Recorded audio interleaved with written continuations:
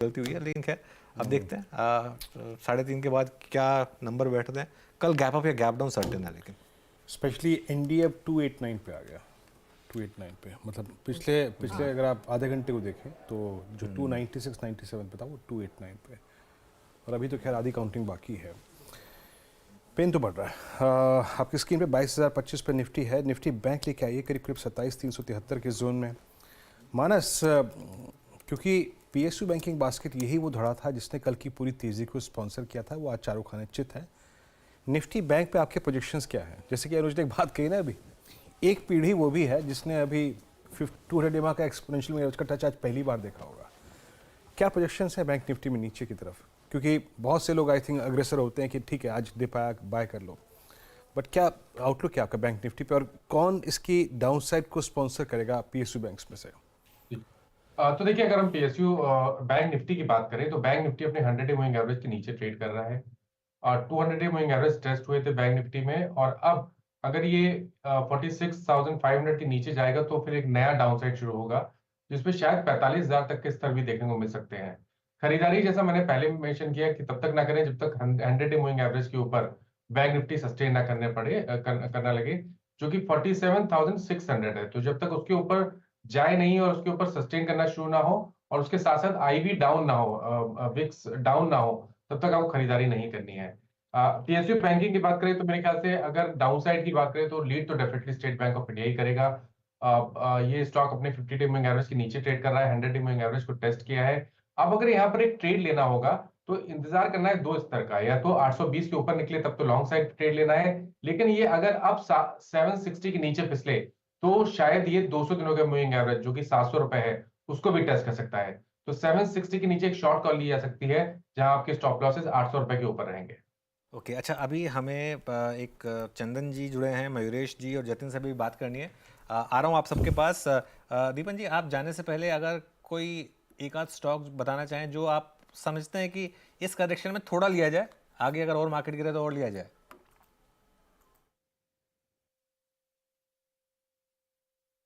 Okay चंदन, sorry दीपन से अब वो लिंक टूट गया हमारा। चलिए मयूरेश को जोड़ लेते हैं। Mayuresh, good afternoon. मयूरेश, इस करेक्शन में क्या करें? अभी स्ट्रिक्टली अवॉइड करें मार्केट को या बॉटम फिशिंग करें? Afternoon, Anuj ji. Afternoon, Harshada ji. Afternoon, Viru ji. And afternoon to everyone on the panel. So I think we have offloaded most of our stocks MSI के portfolio में। और जैसे दीपन ने भी कहा, ऐसे लग रहा है कि शॉर्ट टर्म टॉप शायद मार्केट के लिए बन गया है। अभी एक्चुअली क्या होता है पॉलिटिकल सिनेरियो में in terms of number of seats, PM candidate को लेके आई थिंक काफ़ी कुछ चर्चाएं चल रही हैं। कौन हो सकता है, किंग मेकर कौन हो सकता है, तो काफ़ी अनिश्चितताएं हैं मार्केट को पॉलिटिकल फ्रंट पे, और इसकी वजह से शायद अगले कुछ दिन जब तक पूरी स्पष्टता ना आए, I think markets will be in a Limbo. Having said that, जो अनुज जी आप पॉइंट रेज कर रहे थे, कोई भी सरकार आए, even if it comes in the NDA form with coalition partners और अदरवाइज, इकोनॉमिक प्रोसेसेस को रिवर्स करना बहुत मुश्किल हो जाता है। और इसलिए आई थिंक जो टारगेट्स हैं इंडिया ग्रोथ स्टोरी के कि Indian economy will become a 10 trillion in the next 5-7 years, nobody can reverse that process, क्योंकि जो कॉर्पोरेट अर्निंग्स हैं, टैक्स कलेक्शन है, वो प्रोसेसेस इंप्लीमेंट हो चुकी हैं, और इसलिए I think economic growth will keep on continuing.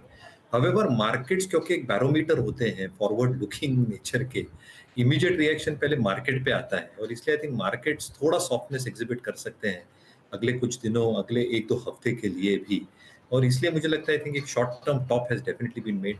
Do you rush into the markets आज ही आज? मुझे लगता है थोड़ा वेट करें। I think there is going to be sufficient amount of time, और टेस्ट रिटेल इन्वेस्टर्स की अब होने वाली है, क्योंकि India growth story is going to continue, there are no two ways about it next 5 years। अगले कुछ दिन, अगले कुछ हफ्ते शायद टफ रहे in terms of the processes on a political front. तो मेरे हिसाब से आई थिंक थोड़ा वेट करें, जल्दबाजी ना करें ये मार्केट्स में, ये जल्दबाजी ना करें, थोड़ा सा संयम रखें। जतिन, ऐसे में आप इस समय क्या करना आप ठीक समझ रहे हैं? कोई ट्रेड इंडिविजुअली दिख रहा है या फिर आप फोकस करना चाहेंगे इंडेक्स पर, अगर वहां पर ट्रेड दिख रहा है तो? मैं फोकस ट्रेड पे, अगर जो मेरे को ट्रेड लेना है तो एफएमसीजी काउंटर में मेरे को लगता है कि लॉन्ग टर्म सपोर्ट यानी कि 53,300 पे जो 200 डे मूविंग एवरेज है इंडेक्स का, वो सपोर्ट आज के दिन में रीटेस्ट हुआ है और हमने देखा है कि only sector which is trading in the positive is FMCG sector. इसके लिए हमें अगर जो लॉन्ग साइड की तरफ ट्रेड लेना है तो एफएमसीजी सेक्टर प्रिफर्ड बेट रहेगा। Money is moving to safety.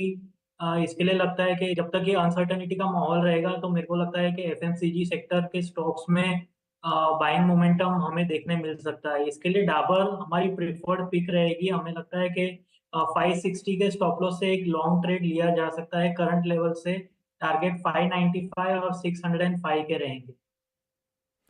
Okay बिल्कुल। तो ये इस समय एक व्यू, आज बाइंग लोग सिर्फ कर भी रहे हैं तो एफएमसीजी में ही कर रहे हैं, एकलौता वही बचा है जो थोड़ा सा मार्केट को सपोर्ट कर रहा है।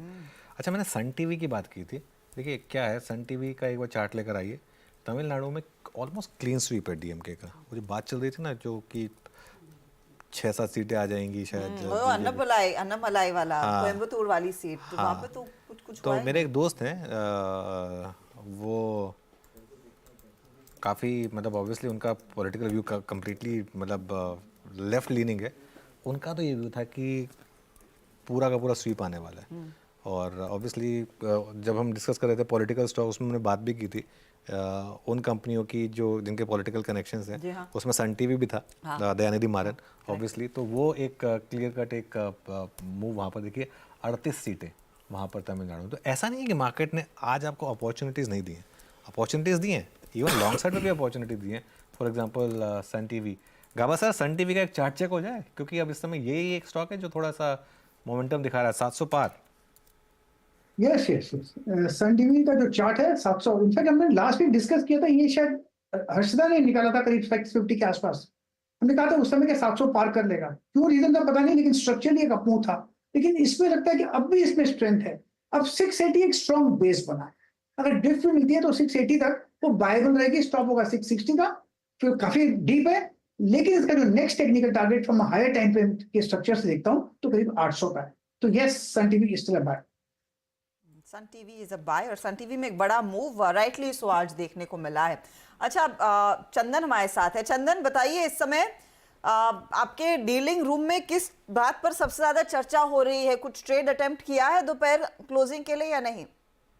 देखिए, 2-3 चीजें। एक तो मार्केट ने एक पॉजिटिव सेंटिमेंट दिखा के सेटबैक दिया, उसकी वजह से थोड़े से जो पोर्टफोलियो नर्वस हुए हैं। But trading point of view से देखे तो सुबह से हम थोड़ा सा एक डाउनसाइड मूव प्ले किए थे इंट्राडे के लिए। बट फिर भी हमारा मानना है कि ओवरऑल जो मार्केट का सेटअप है, जरूर शॉर्ट टर्म के लिए चेंज हुआ है, बट ओवरऑल मार्केट ने एक मेजर जो पहले का एक बड़ी ब्रेकआउट ट्रेंड लाइन था उसको टेस्ट किया है। तो इसलिए हम यही सजेस्ट करना चाहेंगे और यही सजेस्ट कर रहे हैं कि जो पोर्टफोलियो उसको रखें और नया पोर्टफोलियो अक्यूमुलेट करें। कुछ स्टॉक्स हम सजेस्ट कर रहे हैं और उसके लिए हमने 4-5 काउंटर्स की लिस्ट बनाई है, इंक्लूडिंग आपका Hero Moto, Colgate Palmolive, Marico, Godrej property, D Mart. कहीं ना कहीं ऐसा लग रहा है कि थोड़ा सा डिफेंसिव बेट में जाना पड़ेगा, थोड़ा सा कंजम्पशन थीम में जाना पड़ेगा, सिलेक्टिव ऑटो नेम पे जाने पड़ेंगे। तो इस तरह से चल रहे हैं। और दूसरा, ओवरऑल जिनका portfolio overall market corrective book के साथ हिसाब से मिड कैप स्मॉल कैप गिरा है तो थोड़ा पेन जरूर है। बट ओवरऑल व्यू यही है कि कहीं ना कहीं ये वोलेटिलिटी थोड़ा सा कम होगी तो स्टेबिलिटी होगी। बट एक बार के लिए अपसाइड बाजार में शॉर्ट टर्म के लिए केप होते हुए नजर आ रहे हैं। ओके, तो शॉर्ट टर्म के लिए कुछ अपॉर्चुनिटी जरूर है, लेकिन क्लियरली पोर्टफोलियो में नर्वसनेस, पोर्टफोलियो इन्वेस्टर्स की नर्वसनेस बढ़ती हुई। प्रशांत सावंत हमारे साथ है। प्रशांत, वैसे आपसे हम दिन के दौरान भी बात कर रहे थे और अब देखें तो ज़्यादा कुछ बदला नहीं है, बस डे लो से थोड़ी सी रिकवरी आई है। अप्रोच क्या होगी?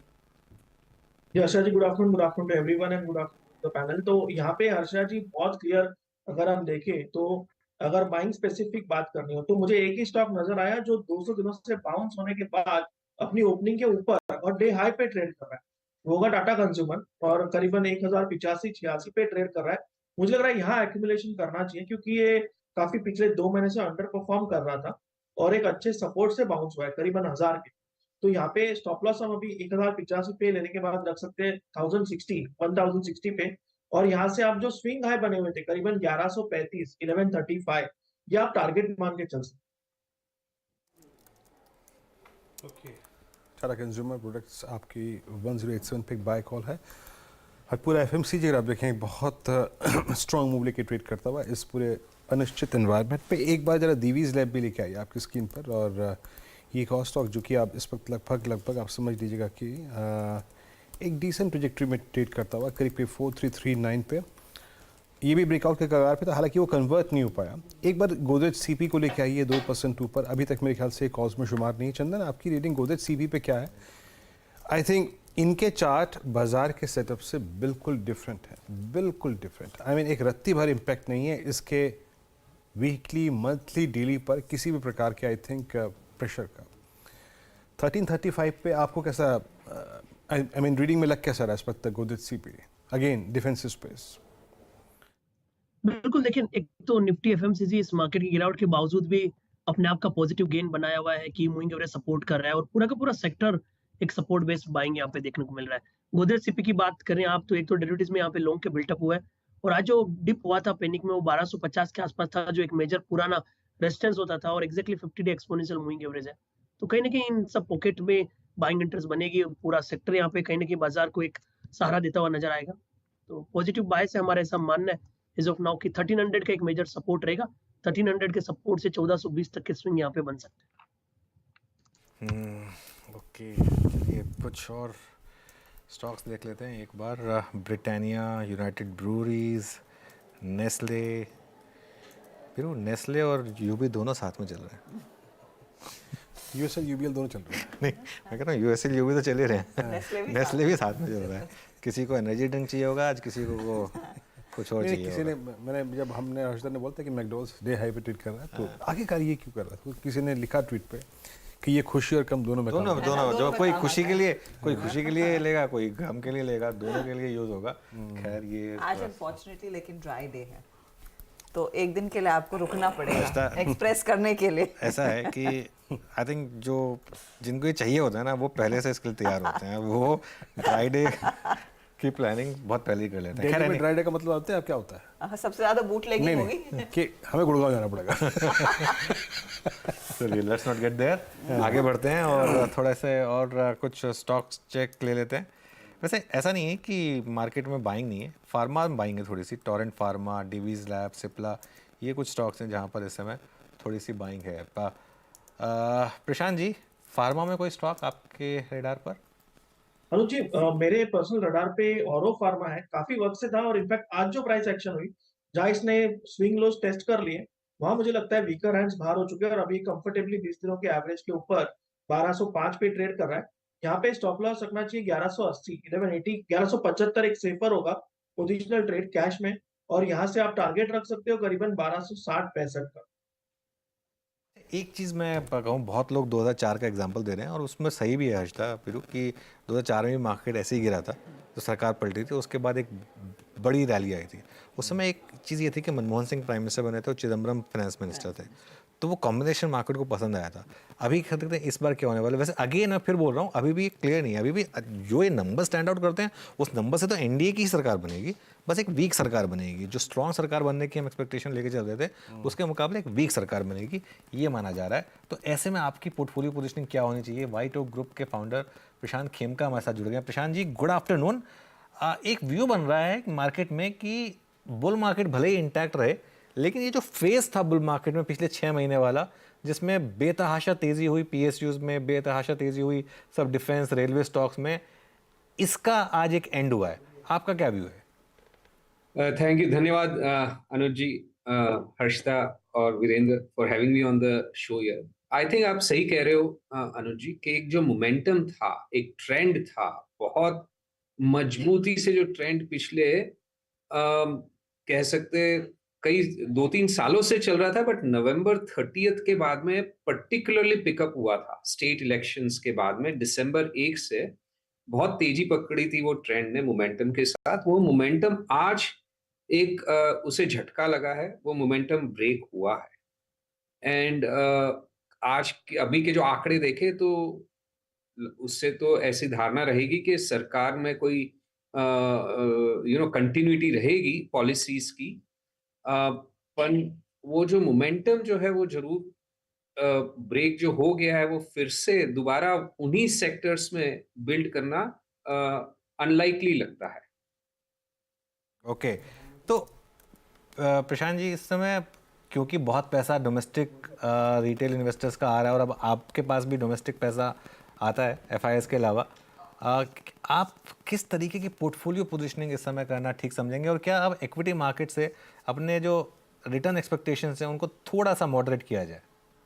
देखिए, अभी ये 1-2 दिन में ये तो सेटल हो जाएगा जो है, एंड देन जो सरकार बननी है वो क्लियर उभर के आ जाएगी and people would then look forward. हाँ, इतनी स्ट्रॉन्ग आउटकम नहीं है जो मार्केट का एक्सपेक्टेशन था, पर्टिकुलरली एग्जिट पोल के बाद ओवर द वीकेंड, क्योंकि आज जो अपने सोच रहे हैं वो कल के मुकाबले से अपने कंपेयर करते तो काफी डिफरेंट लग रहा है। अगर अपने लास्ट वीक जाए, जरूर लास्ट वीक में भी मार्केट की expectation, I would say expectation से जो अभी नतीजे है, थोड़ा डिसअपॉइंटमेंट है मार्केट को, बट एक बार सरकार बन गई और 5 साल के लिए स्थिरता दिखती है मार्केट को, तो कोई ऐसा उसके बाद में मुझे नहीं लगता कि ये कंटिन्यूइंग डिसअपॉइंटमेंट कुछ रहेगा या मार्केट का अंडर परफॉर्मेंस का ऐसा कोई सिनेरियो बन रहा है। And in terms of return expectations मैं हमेशा कहता हूँ मार्केट से, चाहे लास्ट ईयर या 2 साल पहले भी आपने कभी पूछा होगा तो यही कहता हूँ, 10-12% का जो रिटर्न एक्सपेक्टेशन है वो हमेशा वाजिबी है। आज भी आगे देखते हैं अपने तो 10-12% का रिटर्न एक्सपेक्टेशन आज भी वाजिबी है यहाँ से। एंड पोर्टफोलियो कैसा रहेगा वो तो हमेशा एक बैलेंस्ड पोर्टफोलियो रखना चाहिए। कोई भी एक थीम या 2-3 थीम्स या 2-3 सेक्टर्स के पीछे पूरा पोर्टफोलियो स्क्यू नहीं करना चाहिए।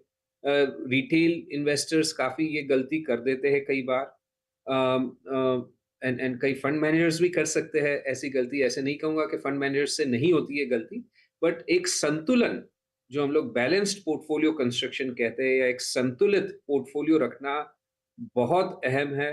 और वो हमारी टीम हमेशा कोशिश यही रहती है कि एक संतुलित पोर्टफोलियो रखे, हर एक सेक्टर का उसमें हो रिप्रेजेंटेशन, और 1-2 थीम पे ना डिपेंडेंट हो। इसका मतलब ये नहीं कि इंडेक्स फंड करना चाहिए। हमारा विश्वास ये है कि सेक्टर या मार्केट कैप कॉल लेके आप पैसा नहीं बना सकते, इंडिविजुअल कंपनियों में से पैसा बनाना पड़ता है, और वो सेक्टर को आप और थीमेटिक फंड नहीं भी रखो और आप इंडिविजुअल स्टॉक्स पे पैसा बनाने पे ध्यान रखो, तो आउट परफॉर्मेंस का उस तरीके से भी आउट परफॉर्मेंस जो आता है वो एक्चुअली बहुत ज्यादा सस्टेनेबल होता है।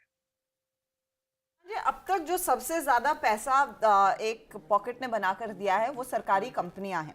अब यहाँ पर वैल्यूएशंस भी काफी महंगे हो गए थे, हम सब जानते हैं, और उस पर पहले भी हम चर्चा कर चुके हैं।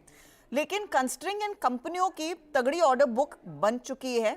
अर्निंग्स में, इनके नंबर्स में Q4 में स्पेशली इंप्रूवमेंट देखने को मिला है। ये बड़ा करेक्शन क्या और पैसे डालने का मौका होगा, या फिर ये एक क्षेत्र है जहां पर क्योंकि सरकार से जुड़े हुए तार इतने मजबूत थे, थोड़ा सा और मुनाफा वसूली और पेन देखने को मिल सकता है? बिल्कुल। सो हर्षदा, अगर इसको अपने 1-2 मिनट के लिए डिस्कस करें, देखिए जब भी आप 2000 का जो तेजी थी, बुल मार्केट था, उसमें आईटी टेक्नोलॉजी कंपनीज का जो मल्टीपल्स थे एक्सट्रीमली हाई हो गए थे, क्योंकि जो एक 150% का जो ग्रोथ था वो बहुत लंबे अरसे तक एक्स्ट्रापोलेट कर दिया था इन्वेस्टर्स ने। सिमिलरली 2007-8 की जो तेजी थी, 2003 से 2007-8 चली, उसमें इंफ्रास्ट्रक्चर, रियल एस्टेट, कमोडिटीज, ये सब का ग्रोथ बहुत एक्सटेंसिव टाइम पीरियड के लिए एक्सटेंड कर दिया गया, एक्स्ट्रापोलेट कर दिया। उसी तरह इस टाइम की तेजी में पिछले 3-4 साल में कई सेगमेंट्स का ग्रोथ जो है बहुत ज्यादा एक्स्ट्रापोलेट कर दिया है। अगर तो ये जो इलेक्शन के नतीजे जो है वो एक सोचने पे मजबूर कर रहा है इन्वेस्टर्स को कि इतना ज्यादा एक्स्ट्रापोलेट किया जाए क्या। हाँ, पावर सेक्टर में डिमांड बहुत स्ट्रांग है, हाँ डिफेंस में डिमांड बहुत स्ट्रांग है, इंडिजिनाइजेशन के बहुत स्ट्रांग है, पर इसको कितने अरसे तक अपने कॉन्फिडेंटली एक्सटेंड कर सकते हैं? क्या 10-20 साल तक एक्सटेंड कर सकते हैं, एक्स्ट्रापोलेट कर सकते हैं, या उचित होगा 3 से 5 साल के लिए एक्सटेंड करें और फिर एक अनसर्टेनिटी फिर से अज्यूम करें? तो उसके चलते आज एक ये झटका लगा है। आई थिंक यहां से जब जो आगे देखते हैं अपने को, वो पिछले 2-3 साल का अरसा भी फिर से रिपीट होगा उन्हीं सेम स्टॉक्स में, ऐसा सोचना मेरे हिसाब से तो उचित नहीं, सेंसिबल नहीं है। होने को कुछ भी हो सकता है, बट ब्याज भी नहीं लगता कि अपने फिर से ये सोचे एक दिन का झटका हो गया और अभी जी। फिर से जो 2-3 साल से चला आ रहा था वैसे ही होगा, वैसे जरूरी नहीं।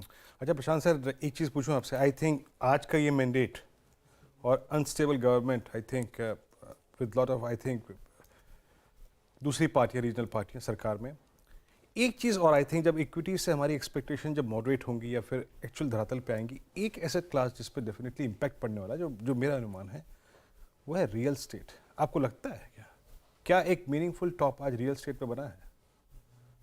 देखिए, मैं एक तो कह नहीं सकता अभी रिजल्ट्स अभी भी आ रहे हैं और कैसी सरकार बनेगी। मैं जरूरी नहीं है कि मैं अभी जो नतीजे सामने उससे सहमति प्रकट कर सकूं, एस्टेब्लिश कर सकूं कि भी अनस्टेबल सरकार होगी। जो नतीजे है उससे भी काफी स्टेबल सरकार रह सकती है, स्थिर सरकार रह सकती है अगले 5 सालों के लिए। तो वो एक अपनी जगह पर है वो चीज। रियल एस्टेट में अगर आप देखो तो बहुत स्ट्रॉन्ग मोमेंटम रहा है मार्केट में। हो सकता है उसमें भी, जैसे मैंने कहा, पावर, डिफेंस, रेलवेज, ये सबको जो है इन्वेस्टर्स लोग रीथिंक कर सकते हैं कि हाउ लॉन्ग टू एक्स्ट्रापोलेट, कितना एक्स्ट्रापोलेट करे उनका strength in operating in real business operations. वो हो सकता है रियल एस्टेट में भी रीअसेस करे। बट अगर आप पिछले टाइम पीरियड्स में देखिएगा तो इतना जरूरी नहीं है कि रियल एस्टेट का साइकिल कंप्लीटली अलाइंड हो इन सब के साथ। तो कहना बहुत मुश्किल है। मैं ना I am on this one में कोई भी एक पक्ष नहीं लूंगा रियल एस्टेट में। बट यस, नियर टर्म जो स्टॉक प्राइसेस में हैवी मोमेंटम था वो तो ब्रेक होगा। बिजनेस ऑपरेशंस में कहना मुश्किल है। डिक्सन लेकर आइए, 10.5% डिक्सन नीचे है। एक थोड़ा सा प्रशांत जी रिस्क बन रहा है कुछ ऐसे पीएलआई स्टॉक्स में जहां वैल्यूएशन बहुत ज़्यादा अनकंफर्टेबल हो गई थी और जहां पर हमने बहुत शार्प मूव्स देखे थे। क्या इन स्टॉक्स को अब अवॉइड करने का टाइम है अभी कुछ टाइम के लिए? रीइवैल्यूएट जरूर करना चाहिए अनुज जी, क्योंकि जो मैं कह रहा था कि अगर देखिए 400 का आंकड़ा पकड़ते हैं, सीधी सी बात है, अगर अपने जो एग्जिट पोल दिखा रहे थे कि 400 का आंकड़ा पकड़ रहे थे, तो लोग सिर्फ अगले 5 साल नहीं, अगले 10-15 साल के लिए ये पॉलिसी कंटिन्यूटी देख रहे थे अनुज जी। अब जब ये आंकड़े जो अभी दिख रहे हैं उसमें आप 10-15 साल के लिए कॉन्फिडेंस नहीं रख सकते हो ये सब पॉलिसीज में। 5 साल के लिए कॉन्फिडेंस रख सकते हो, बट एक बार वो 5 साल के बाद अब फिर से वो लोगों को दिमाग में आने लग गया है। तो इसलिए ये जो पीएलआई स्टॉक्स है, क्योंकि देखिए जो इक्विटी प्राइसेस होते हैं they are ultimately present value है वो परपेचुअल कैश फ्लोज के। सिर्फ 5 साल के कैश फ्लोज से तो ये स्टॉक प्राइसेस बनते नहीं है। 90% to 100% वैल्यू ये सब स्टॉक्स के 5 साल के बाद के ही कैश फ्लो में है। तो अब वो जो extent of the length of in which of length of time in which you can have confidence in some of these prospects is challenged right now. तो वो reassess करना पड़ेगा, and market over the next few days, investors over the next few days would have to reassess, and वो risk increase हो रहा है। इसलिए मैं कह रहा हूँ कि ये momentum जो है ऐसे कई stocks में हो सकता है एक break हो गया है, and they would now become more normal in terms of their stock price performance. अब प्रशांत जी, एक स्पेस है जहां पर लोग अब थोड़ा सा दिल खोल के पैसा लगा रहे हैं आज, वो एफएमसीजी कंपनियां, HUL, Dabur, Colgate, Marico, Britannia, सब में अच्छे खासे गेंस देखने को मिले हैं। और ये एक लौता पॉकेट है जहां पर खरीदारी आज देखी गई है। एंड अब इसमें थोड़े से आप 1-2 काउंटर्स टू व्हीलर साइड पे हीरो मोटोकॉर्प के जोड़ सकते हैं। ये जो अब थीम आइडेंटिफाई आज हुई है, और ऐसा नहीं है कि आज लोगों ने इसे आइडेंटिफाई किया है, पिछले 2 हफ्तों से इसकी चर्चा हो रही थी, क्योंकि वो मॉनसून की चाल पर लोगों की नजर जाने लगी और ये भी उम्मीद है कि रेट कट भी आगे आता हुआ दिखाई देगा। उस लिहाज से ये कंजम्पशन थीम क्या अब थोड़ी सी रास आएगी और मार्केट को? नहीं, यही खासियत है कंजम्पशन की, एफएमसीजी की, कि इसकी एक हाईली प्रेडिक्टेबल चाल है। ये इलेक्शंस होते हैं, वॉर्स होती है, इन्फ्लेशन आता है जाता है, बट ये कंजम्पशन की क्या है, प्रेडिक्टेबिलिटी बहुत हाई है। 5 साल, 10 साल, 15 साल, 20 साल, या इनका भी चेंज होता है, कि ऐसे नहीं कि नहीं चेंज होता है, बट इनकी ट्रेजेक्टरी ज्यादा चेंज नहीं होती है।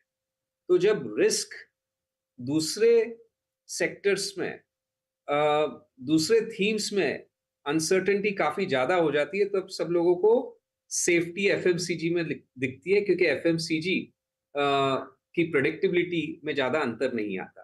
तो आज जो आप देख रहे हो वो आफ्टर आई वुड से कई महीनों की, इफ नॉट इयर्स ऑफ थोड़ा निग्लेक्टेड सेक्टर रहा है ये, बिकॉज बाकी सब जगह इतनी तेजी दिख रही थी, तो लोगों को इसकी तरफ ज्यादा रुचि, इन स्टॉक्स में ज्यादा रुचि नहीं थी। आज क्योंकि अब दूसरे सेक्टर्स में एक भय का वातावरण सा हो गया है, तो ये सेक्टर ज्यादा सेफ लग रहा है। कोविड का जब हिट आया था, क्राइसिस आई थी, अनसर्टेनिटी बहुत ही एक्सट्रीमली शूटअप हो गई थी मार्च 2020 में। उसके बाद में आज पहली बार मार्केट में अनसर्टेनिटी इतनी स्पाइक हुई है।